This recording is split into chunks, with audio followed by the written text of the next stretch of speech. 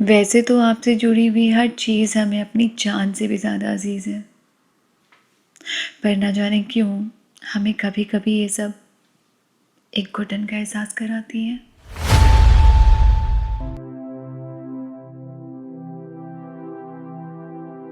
कितनी गिरें खोली हैं मैंने, कितनी गिरें अब बाकी हैं।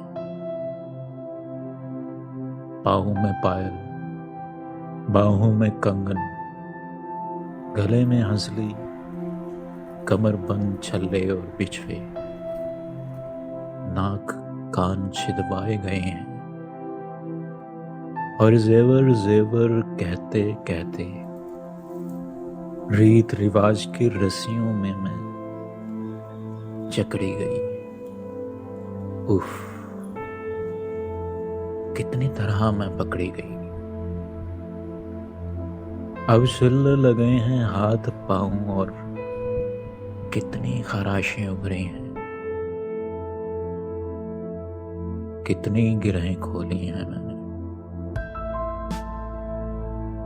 कितनी रस्सियां उतरी हैं।